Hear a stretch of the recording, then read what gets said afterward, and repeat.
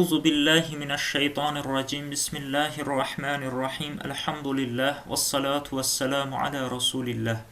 Çox dəyərli Minbər TV izləyiciləri, hər birinizi uca Allahın salamı ilə salamlayıram.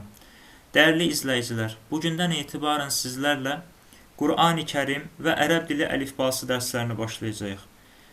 Dərsə başlamadan öncə onu qeyd edim ki, bu dərslərimizin əsas məqsədi Qur'an-ı Kərim başda olmaqla ərəb dilini öyrənmək istəyən hər bir tələbəyə müəyyən qədər faydalı ola bilməkdir.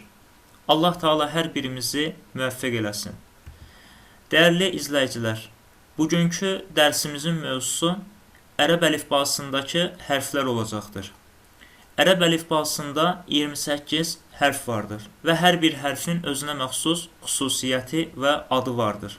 Bu dərsimizdə ərəb əlifbasında keçən hər bir hərfin xüsusiyyətlərini, adlarını sizlərə tək-tək təqdim etməyə çalışacağıq. Dəyərli dostlar, ilk olaraq hərflərə başlamadan öncə burada bizim bir qeydimiz vardır. Gördüyünüz kimi fərqli rənglər qeyd etmişik və hər bir rəngə bir xüsusiyyət aid etmişik, nisbət etmişik. Açıq sarı rəngdə görəcəyiniz hərflər incə hərflər olacaq. Mavi rəngdə görəcəyiniz hərflər qalın hərflərdir. Sarı rəngdə görəcəyiniz hərflər pəltək hərflərdir və nəhayət qırmızı rəngdə görəcəyiniz hərflər isə boğaz hərfləri olacaqdır. Ərəb əlifbasının ilk hərfi əlif hərfidir. Əlif hərfi gördüyünüz kimi sadə bir quruluşa sahibdir və rəngindən də məlum olduğu kimi əlif hərfi incə hərfdir. İkinci hərf B hərfidir. B hərfi Azərbaycan dilindəki qarşılığı B hərfidir və B hərfi də gördüyünüz kimi sadə quruluşa sahibdir və altındakı tək nöqtə ilə digər hərflərdən fərqlənir. B hərfi də əlif hərfi kimi gördüyünüz kimi incə hərflərdəndir. Üçüncü hərfimiz T hərfidir. T hərfi B hərfindən üzərindəki iki nöqtə ilə fərqlənir və öncəki iki hərf kimi T hərfi də incə hərfdir. Azərbaycan dilindəki qarşılığı bu hərfin T hərfidir. Növbəti hərfimiz S hərfidir. S hərfi də öncəki iki hərfdən fərqli olaraq üzərindəki üç nöqtə ilə öncəki iki hərfdən fərqlənir və rəngindən də məlum olduğu kimi öncəki hərflər kimi S hərfi də incə hərfdir. Lakin biz S hərfini adını sarı rəngdə qeyd etmişik. Sarı rəngdə qeyd etməyimizin səbəbi S hərfinin eyni zamanda pəltək hərflər qrupunda olmasıdır. Yəni, buradan belə bir nəticə ortaya çıxır ki, S hərfi həm incə hərflər qrupundadır və eyni zamanda S hərfi pəltək hərflərdəndir. Növbəti hərfimiz Cim hərfidir. Cim hərfi də rəngindən məlum olduğu kimi incə hərfdir və gördüyünüz kimi öncəki hərflərdən tamamilə fərqli bir quruluşa sahibdir. Növbəti hərfimiz H hərfidir. H hərfi, dəyərli dostlar, öncəki hərflər kimi gördüyünüz kimi bu da incə hərflər qrupundadır. Lakin adını gördüyünüz kimi biz qırmızı rəngdə qeyd etmişik. Qırmızı rəngdə görəcəyimiz hərflər eyni zamanda boğaz hərfidir. Yəni H hərfi həm boğaz hərfidir və eyni zamanda incə hərfdir. Biz bu hərfi H şəklində tələffüz edəcəyik. Növbəti hərfimiz X hərfidir, dəyərli dostlar. X hərfi öncəki iki hərfdən üzərindəki nöqtə ilə fərqlənir. Yəni, Cim hərfinin nöqtəsi gördüyünüz kimi altda, H hərfi tamamilə nöqtəsiz, X hərfi isə üzərində tək nöqtə ilə öncəkilərdən fərqlənir. X hərfi gördüyünüz kimi mavi rəngdə qeyd olunmuşdur. Mavi rəngdə görəcəyimiz hərflər qalın hərflər qəbul edilir.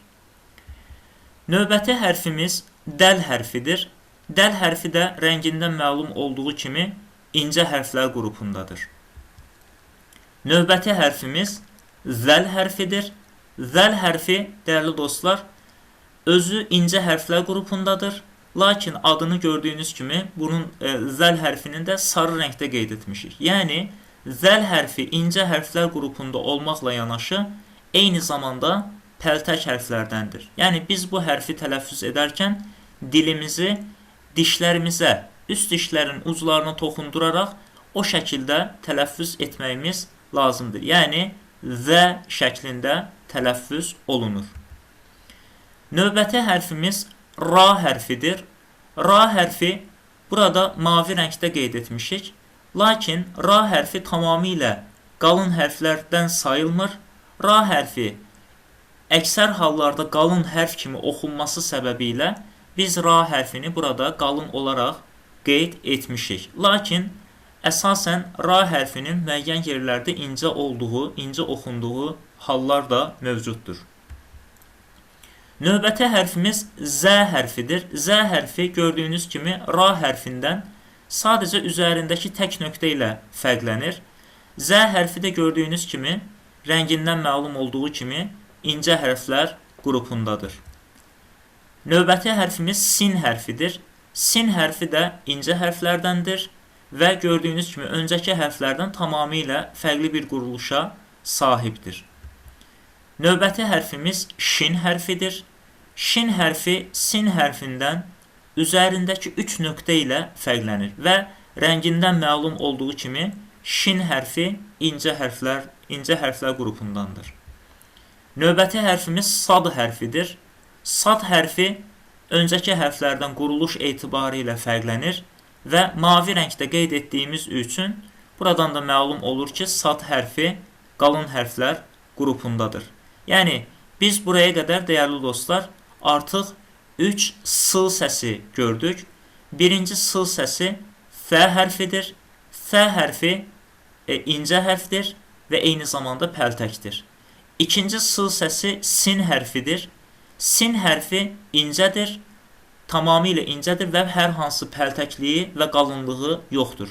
Ona görə f hərfi ilə sin hərfi sadəcə aradakı pəltəklik ilə bir-birindən fərqlənirlər. Növbəti s hərfi isə, s səsi isə sad hərfidir.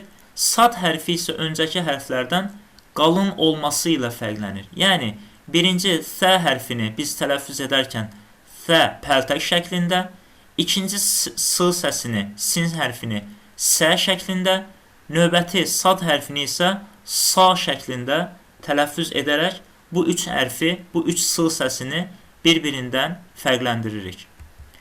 Növbəti hərfimiz dad hərfidir.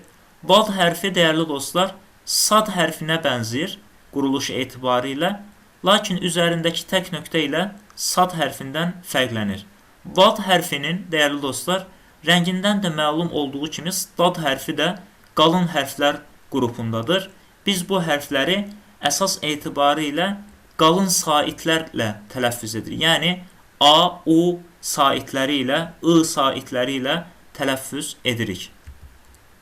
Növbəti hərfimiz ta hərfidir. Ta hərfi. Ta hərfi də rəngindən məlum olduğu kimi qalın hərflər qrupundadır. Ta hərfi, dəyərli dostlar, qalın hərfdir və gördüyünüz kimi ikinci t səsi qarşımıza çıxdı. Birincisi t hərfi idi. T hərfi incədir və incə olaraq tələffüz olunur. Ta hərfi isə qalındır və şiddət sifəti ilə, yəni ta şəklində bir qədər d hərfinə meyilli bir formada, bir şəkildə tələffüz olunur. Növbəti hərfimiz va hərfidir. Va hərfi, dəyərli dostlar, gördüyünüz kimi rəngindən məlum olduğu kimi qalın hərflər qrupundadır. Lakin adını biz sarı rəng olaraq qeyd etmişik. Bu o deməkdir ki, va hərfi qalın hərf olmaqla yanaşı eyni zamanda pəltək hərfdir.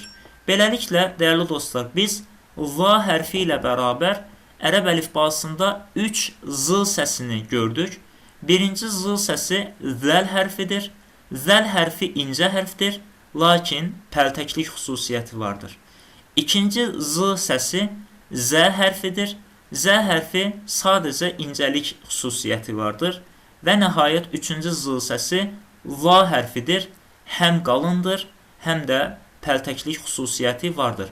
Və bu 3 z səsi bir-birlərindən bu xüsusiyyətləri ilə fərqlənirlər. Növbəti hərfimiz ayn hərfidir. Ayn hərfi, dəyərli dostlar, ad şəklində tələffüz olunur, boğazdan tələffüz olunur və adını da gördüyünüz kimi qırmızı olaraq qeyd etmişik. Qırmızı olaraq qeyd etdiyimiz ikinci hərfdir.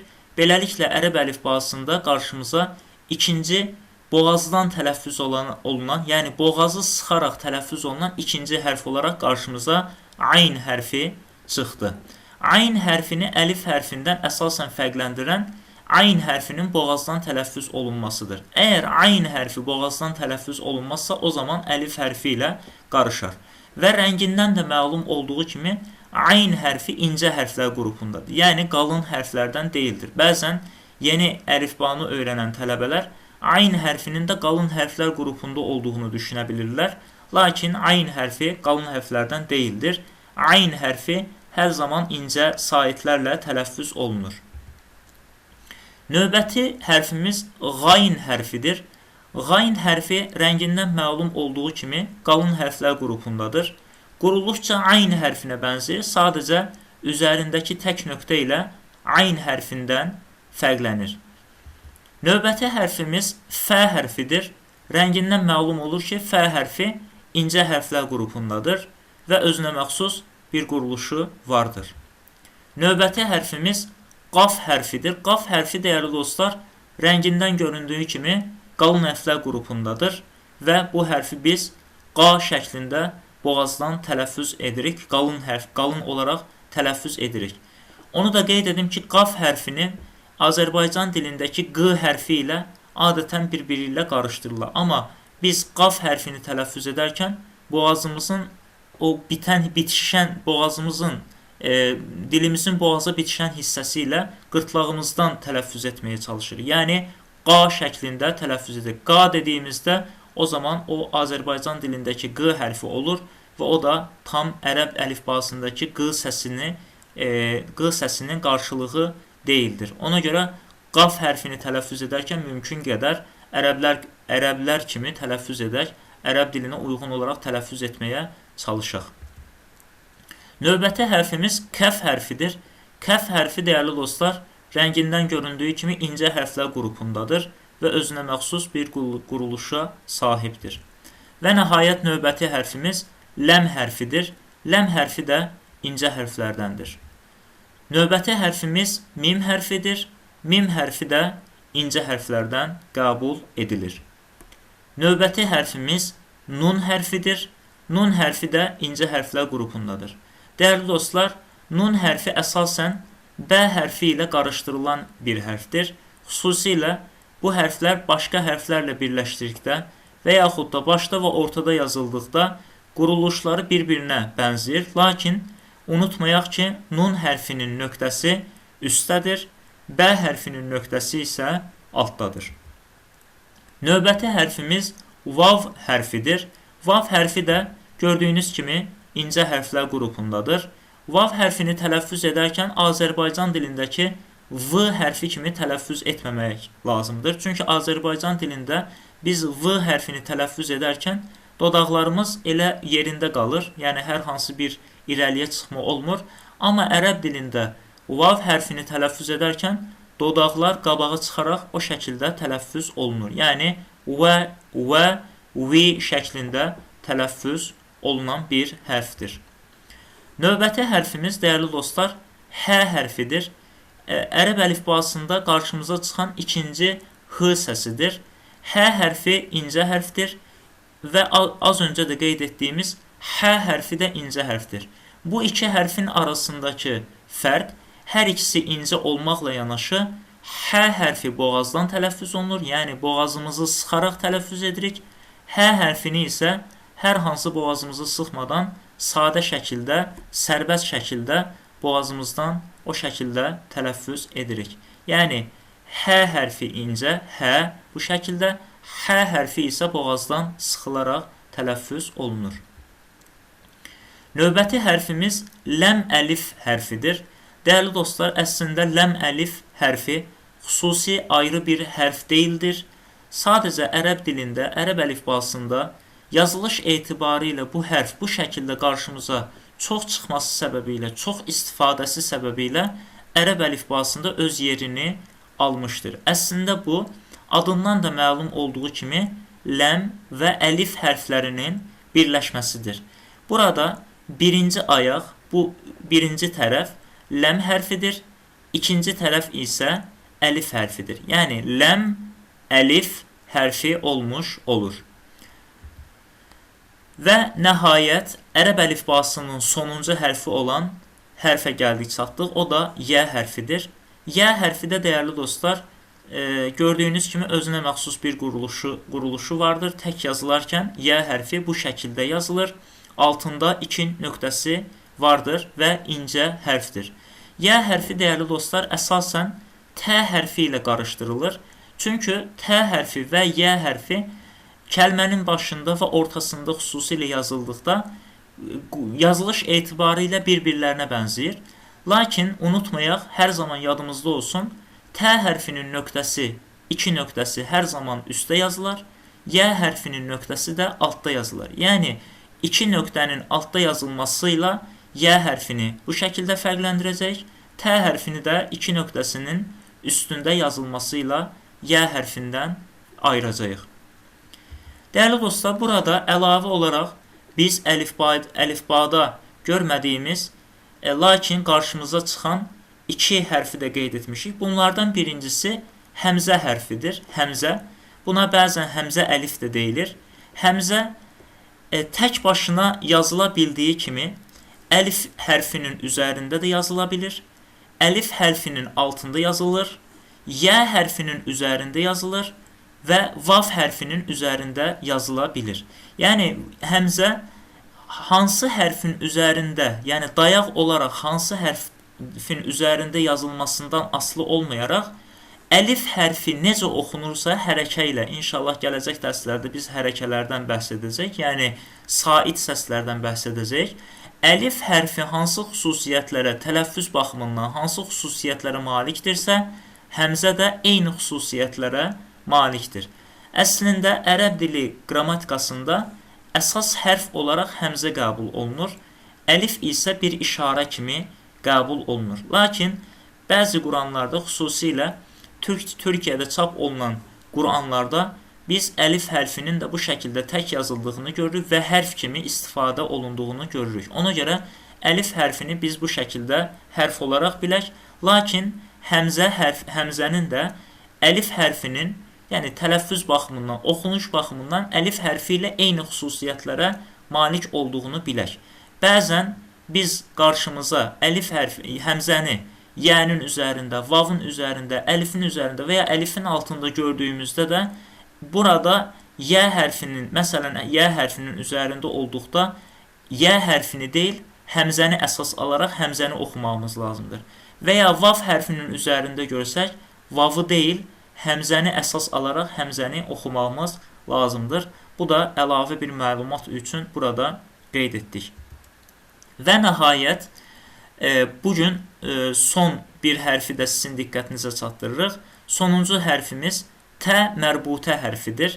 T mərbutə, dəyərli dostlar, adından da gördüyünüz kimi burada T adı vardır. Yəni, T hərfi ilə eyni xüsusiyyətlərə sahibdir. T mərbutə ərəb dili qrammatikasında əsasən isimlərin xüsusiyyətidir. Yəni, isimlərin sonuna birləşdikdə qadın cinsini təmsil edən, qadın cinsini bildirən bir əlamətdir.